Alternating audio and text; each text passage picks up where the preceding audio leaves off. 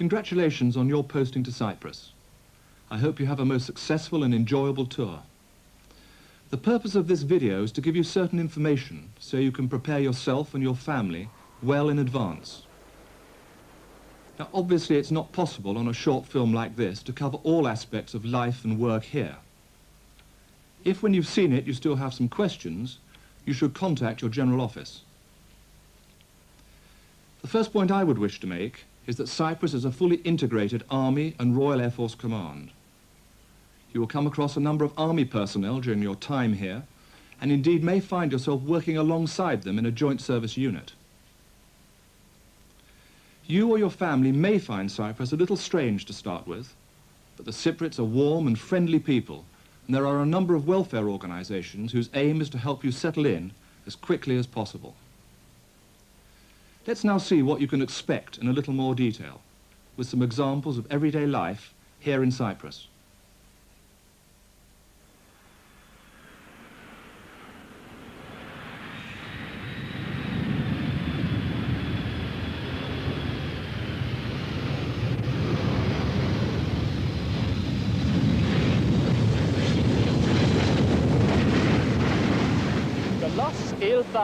Welcome to Cyprus.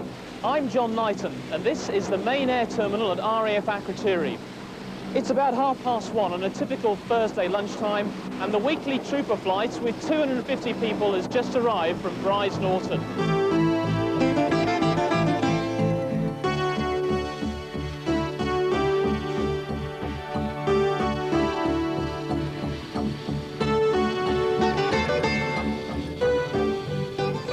People will be here on a short visit, but for the majority, ahead lies a 3-year tour in sunny Cyprus.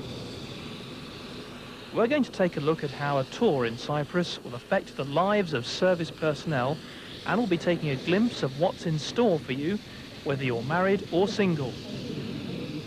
Let's begin then by taking a look at where Cyprus is on the map. As you'll know by now, it's an island at the eastern end of the Mediterranean.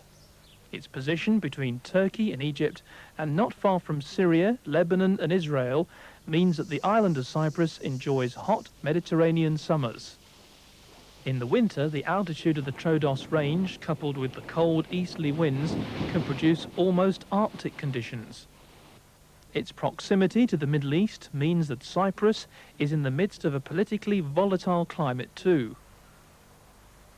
There are 2 sovereign base areas in Cyprus, which are areas of British territory under the Treaty of Establishment. In the western sovereign base area are Akrotiri and Episkopi. 70 miles east, in the eastern sovereign base area, Deucalion and Ias Nikolaos. 280 Signals Unit personnel may work at Mount Olympus, one of the so-called retain sites outside the sovereign base areas. One of the first things you'll notice if you come out to Cyprus between the months of April and October is the heat. For 6 months of the year it hardly ever rains, and the temperature never usually drops below 30 degrees Celsius. But don't worry, there's plenty of fresh water here, from reservoirs like the one behind me. In this heat, dehydration can be a problem. It's recommended that you consume up to 8 pints of water a day, more if you're involved in strenuous activity. And that applies to jogging too. There are many examples of fit athletes overdoing it in the heat. Make yourself aware of the symptoms of dehydration and how to avoid it. Alcoholic drinks may feel refreshing, but they only add to the dehydration effect of the heat. So make sure you take in plenty of soft drinks or water for your own sake. An important thing to bear in mind when you're drinking is that Cypriot bottles hold over a pint of beer. A couple of these down the hatch and you've drunk the equivalent of 2.5 pints of strong lager, so be careful. Local beer and duty-free drinks are very cheap too, making them a great temptation. There are just 2 permanent operational squadrons here at RAF Akrotiri. The first is 84 Squadron, whose Wessex helicopters provide search and rescue cover 24 hours a day, 52 weeks a year.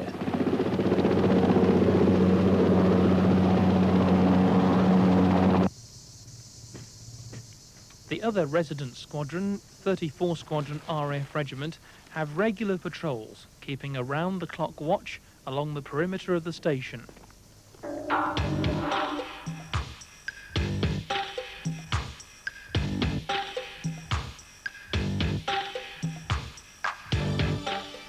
Much of the work at Akrotiri involves support to the visiting squadrons from the United Kingdom.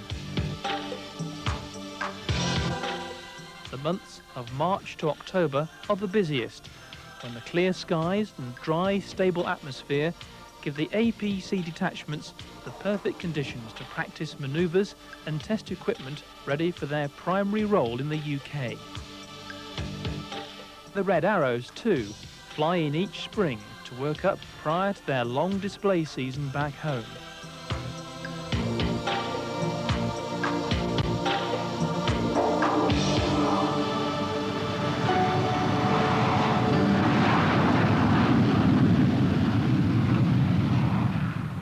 If you don't go to Akrotiri, then you'll be stationed at one of the several signal units. 12 SU is near Episcopi in the Western Sovereign Base area. 33 SU is at Ias Nikolaos in the Eastern Sovereign Base area. And 280 SU is situated on the summit of Mount Olympus in Troodos. The remaining postings are to Headquarters British Forces Cyprus, which is situated at Episcopi, and the United Nations in Nicosia.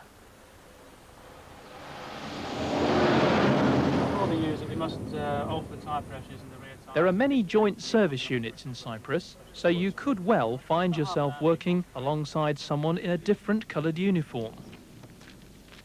I'm standing at the middle of Berengaria. This is where a lot of forces families come at the beginning of their tour for perhaps 2 or 3 months, while they're waiting for their more permanent home nearer to their unit. They may not look much, but they are comfortable.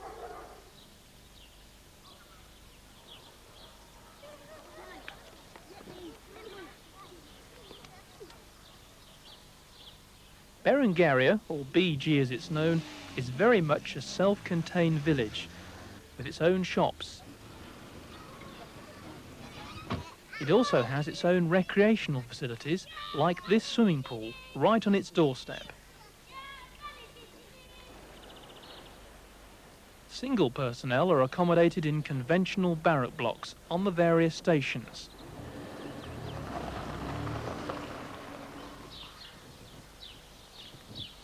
This is a married quarter area at Akrotiri. It's where most of you will spend your tour. The quarters are for RAF or Army personnel alike, so your next door neighbour could easily be a Lance Corporal or a Sergeant Major. But everyone soon mixes in, and after a while you tend to forget that there are different services working together. At Episcopi, you may be lucky enough to have a room with a view over the Mediterranean. The married quarters are very spacious, and for those of you with green fingers, the climate is ideal for growing exotic plants and flowers. In winter, though, it can get very cold, well below freezing point if you're in the Troodos area. Houses don't have central heating and double glazing, and the wood-built bungalows can be particularly drafty in the winter months. You do well to bring some warm clothing, and a new chore will be to carry those gas bottles in for the cooker. Some personnel live amongst the local community in houses known as hirings, like these in Platres. For those of you who may have to live in a local hiring, the culture shock of living in a foreign country with strange writing may seem daunting at first. However, you'll find that most Cypriots speak at least a little English and are always friendly towards the British. That's like Demi the fireman, isn't it? If you have school-aged children, then a tour of Cyprus should present few problems. This is Akrotiri Primary School, one of several feeders for the 2 main secondary schools at Episcopi and Deucalia. Over at St John's School in Episcopi, children are taken from primary age through to secondary school. In the sunny climate of Cyprus, children thrive on the outdoor activities available at school.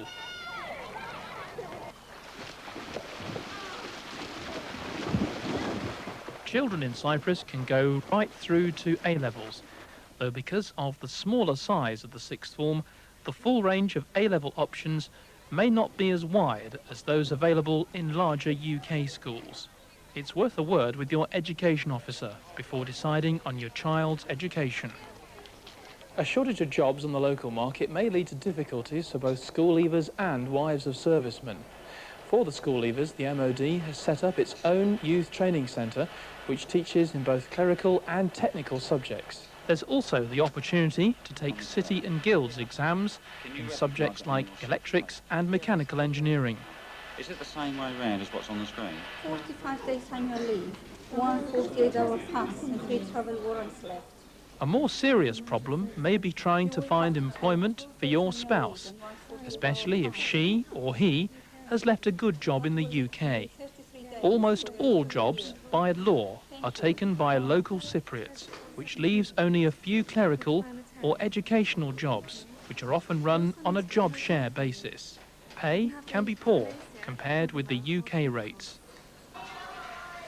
Some of the wives work in the local playgroups and creches, which run on most bases, operating 5 mornings a week. The preschool group at Akrotiri is a large, well-run organisation. One of the first things you'll notice about living in Cyprus is the way things are organised to help you. Brought this for you, Anne.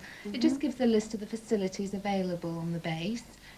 Tells you about the shopping. The NAFI is The Good Neighbour scheme sees that you'll get immediate help and advice from neighbours to settle in.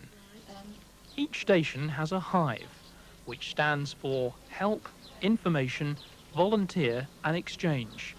This is the main shopping area of Limassol, where you'll find most of the things that you're likely to need while you're here. Primarily, it's a centre that will provide you with all the advice you need about living in Cyprus.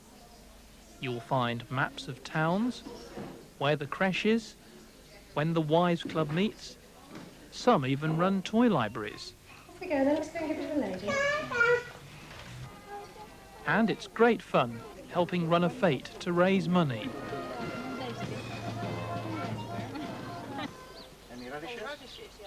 Wherever you're posted, there'll be shopping facilities either on station or in the local town. There's the familiar NAFI, of course. And further afield, Nicosia and Limassol offer excellent shopping facilities. Episcopi Shopping Centre is affectionately called Dodge City by the locals.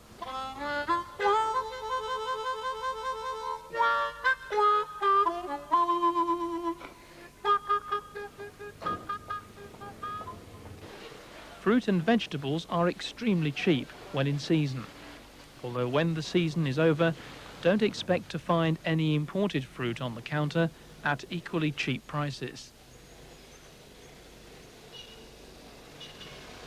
Clothes, leather goods and shoes are also very cheap. And you can buy some duty-free bargains in the electrical shops. Good morning, sir. Good morning. How much is the stereo? Are you a salesman, sir? But it's certainly worth bringing any existing electrical items like fridges, freezers and sewing machines, since they can be more expensive. For those wishing to pursue academic studies or hobbies, the education centres boast a whole range of evening classes.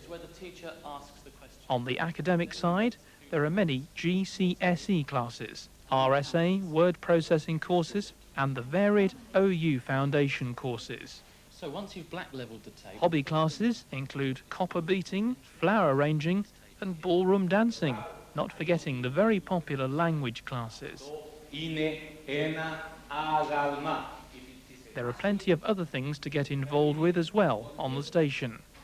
The larger bases have cinemas showing recent movies, families clubs provide evening entertainment, and the open-air swimming pool at Akrotiri is a superb facility for service people to